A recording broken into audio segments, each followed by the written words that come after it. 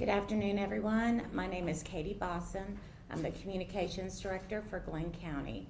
I want to thank you for coming today. We are going to be giving a briefing on the investigation of the incident on St. Simon's Island. It is the Lehrkamp case.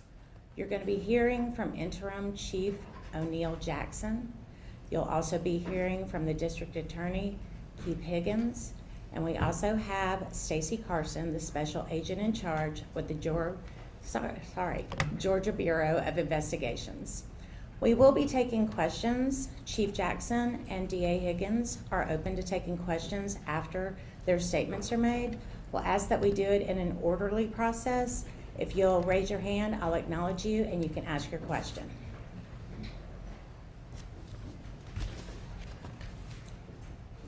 On today, April 17th, 2023, at approximately 9:50 hours, investigators of the Glenn County Police Department arrested Carlton J. Struther, age 46, and Lauren C. Struther, age 56, both of Glenn County, for the charges of maintaining a disorderly house and contributing to the delinquency or dependency of a minor.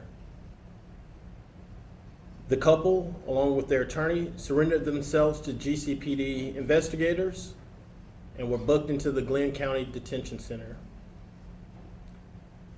In addition to these arrests, at approximately 1100 hours, Edward Rooker Hobby, a 17-year-old, was booked at the Glenn County Detention Center and charged with battery. This arrest stemmed from a separate investigation that was associated with the Lehrkamps.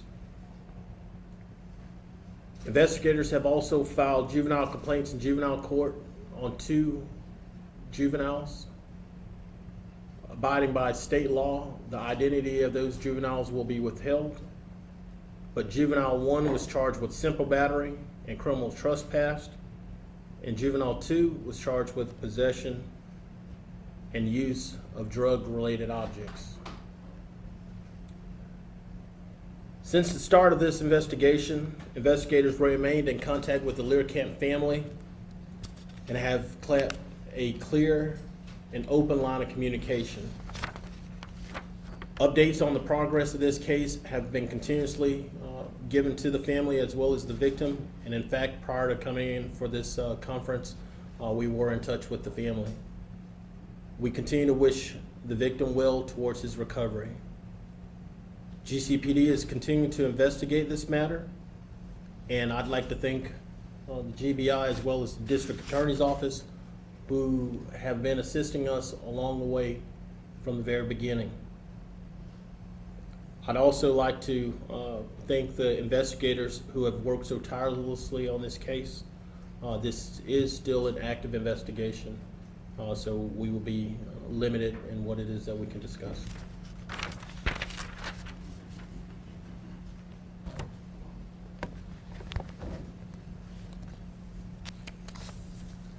The object of all legal investigation is the discovery of the truth.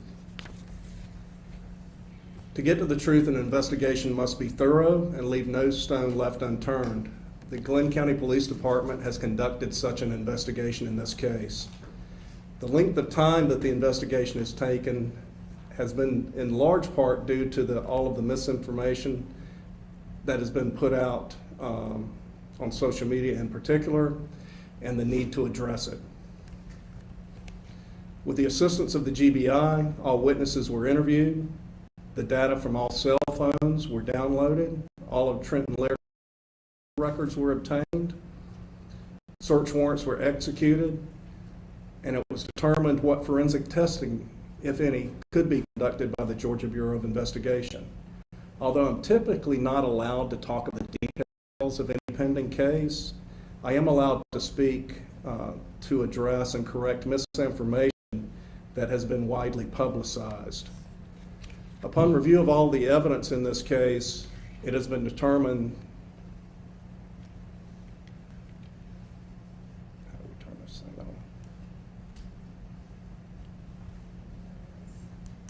He's right behind you.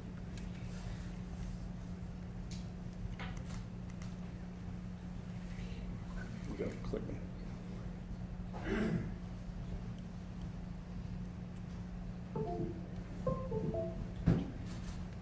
Good to go?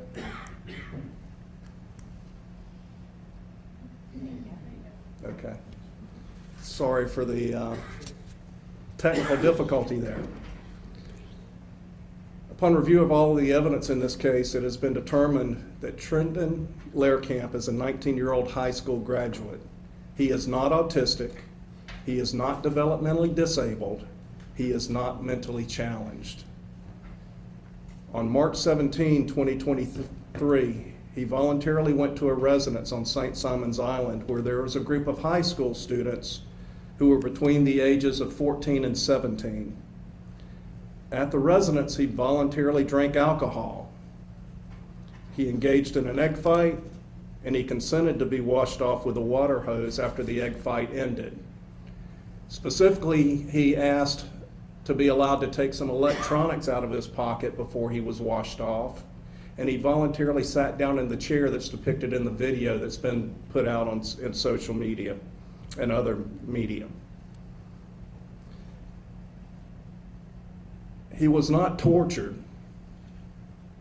In the video of Trenton being washed off that's been published on social media, the statement that was actually made by the juvenile was, "Dude perfect, we are washing off Trenton."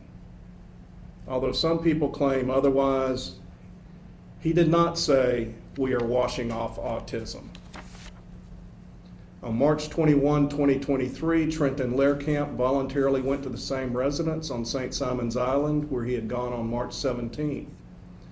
Once again, there was a group of high school students present who were between the ages of 14 and 17.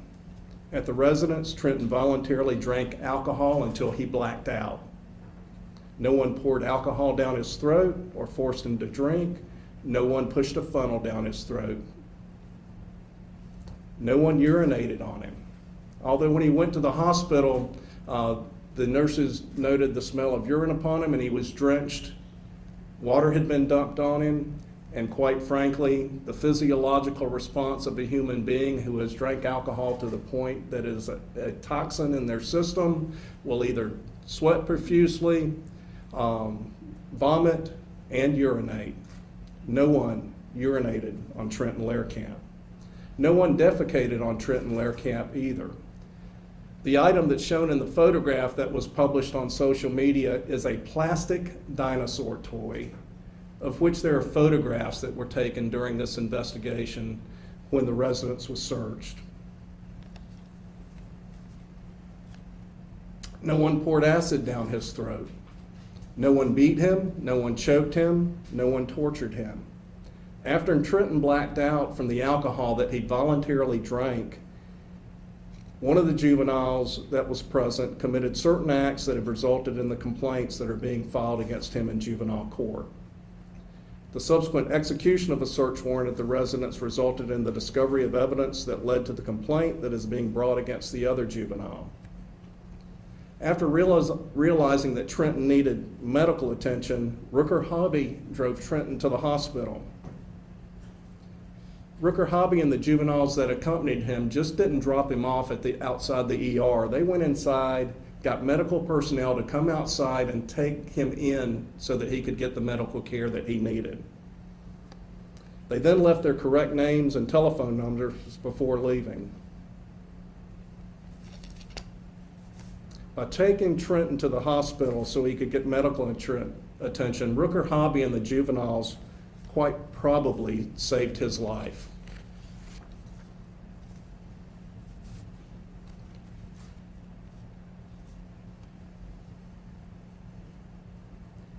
Based on the facts, as they have been determined during this investigation, and as well as the law, the two juveniles for whom complaints have been filed in juvenile court will be prosecuted in the juvenile court of Glenn County.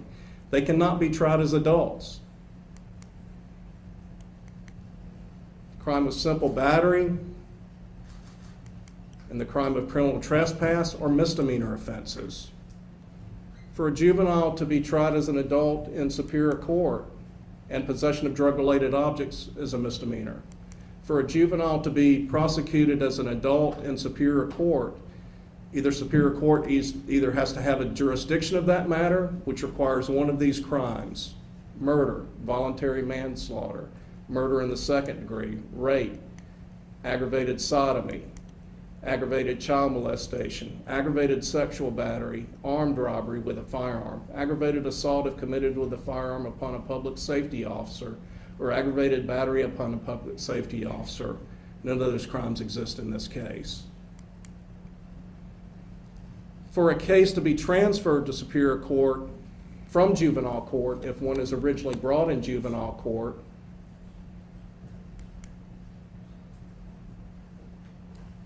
it has to be a felony. At a minimum, it has to be a felony for there even to be a petition or a consideration of transfer. There are no felonies in this case. The juveniles for whom charges have been brought, or allegations of delinquent acts, I should say, have been brought, must be, under the law, handled in juvenile court. The acts alleged against Rooker Hobby and the Strothers are also misdemeanors. They will be handled by the solicitor for the state court of Glenn County. Battery, contributing to the delinquency of a minor, and disorderly house are all misdemeanor offenses. With that said, we'd be available to answer any questions that you may have. You mentioned Mr. Rooker Hobby. I missed his age. Was he under 18? And you said it was a separate incident. Could you clarify what you mean by separate incident? What was different there? His age is 17. So why is, and to clarify, why is he being named, the other minors are not? He's the minor at 17. Because under Georgia law, he could be tried as an adult. And what was your second question? Yeah, so he's being charged with battery for a separate incident. Can you clarify what that is and what the deal with Mr. Hobby is? So that's a separate related incident that was uncovered or reported to the police department after our initial investigation in regards to Lehrkamp. And as a result, detectives took out charges for By separate, you mean on a different date to different a event? different date, different victim. Different victim? That's correct. Not Mr. Lehrkamp? That is correct. Can you clarify what this was about at this point? I will not. What about Trent's father's version of events? I mean, he kind of said he was abused serially. Can you speak to that? I mean, it sounds like Trent consented to a lot of what happened. Can you speak to the father's version of his abuse serially? As a parent, I understand he saw his son going to that residence, coming back home in different states of intoxication with different things being done to him. Like the district attorney said, but he continued to go back because he was under the impression those individuals were his friends. And obviously they weren't if they treated him like that. Additionally, I know you mentioned that under Georgia law, Rooker Hobby can be tried as an adult, so is he being charged as an adult? Well, actually, under Georgia law, Rooker Hobby is considered an adult in the state of Georgia for criminal prosecution purposes. In Florida, he would be considered a juvenile. In Georgia, he's considered an adult.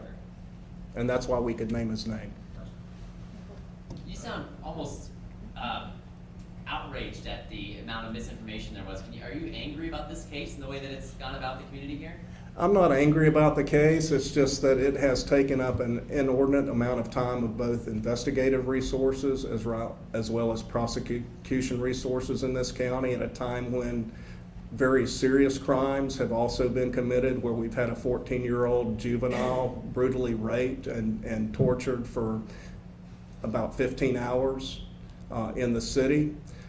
There have been other serious crimes that have taken place that need investigating and attention as well. I'm not angry about it. It just has diverted a lot of resources to a matter that, while serious, is not as serious as other cases. This would be for the chief. I know with all of the social media chatter, there was a list of names of kids who were in their families who were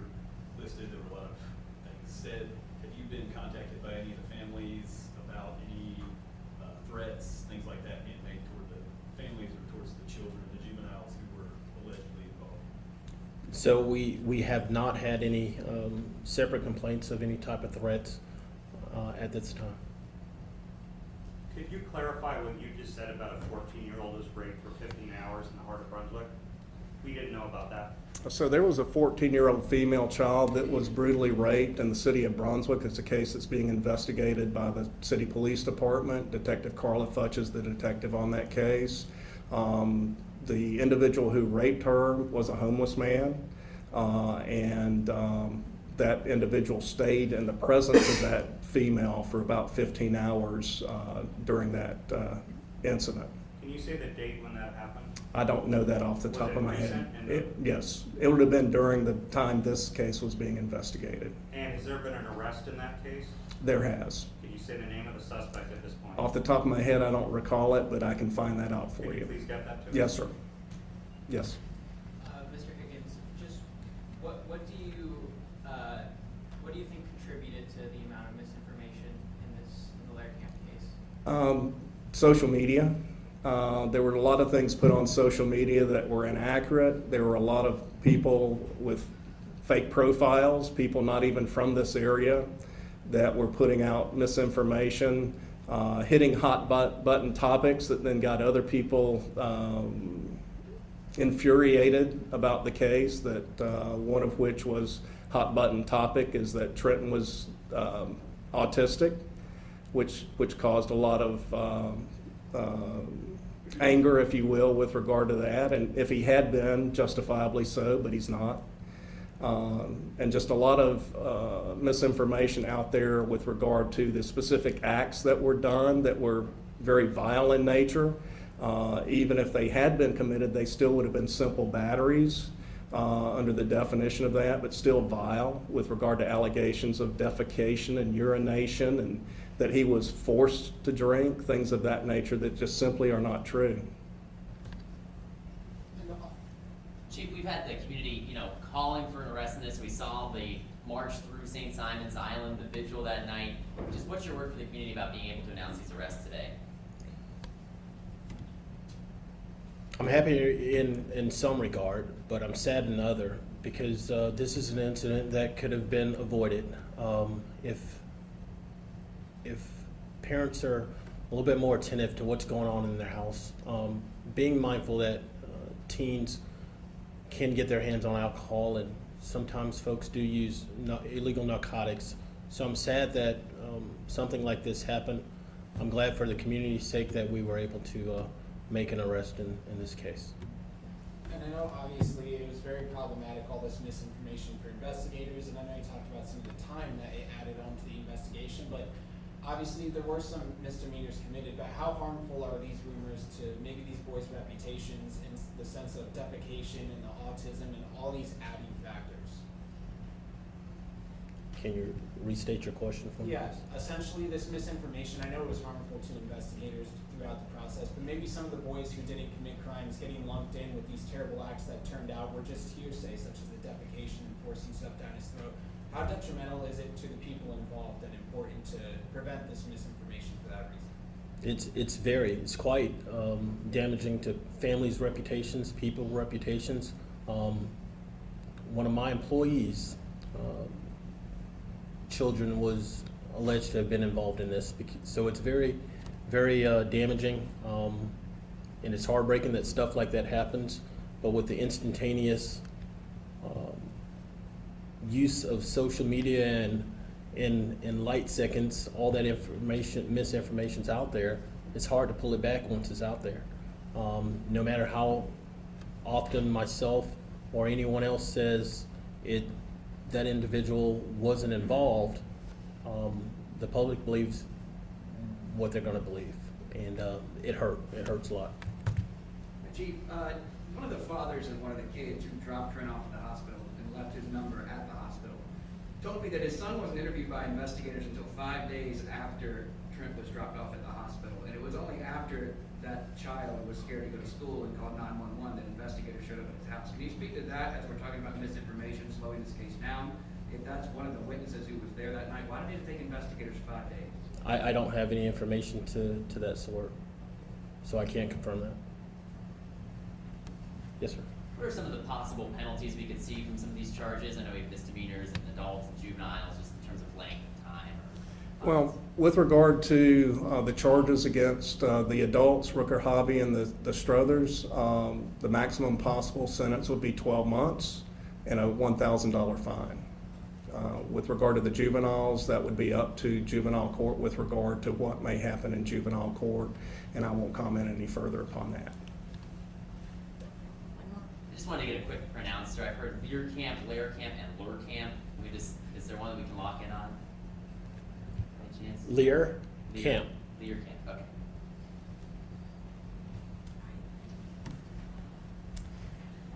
I will have the chief's statement and a copy of the district attorney's PowerPoint available for you.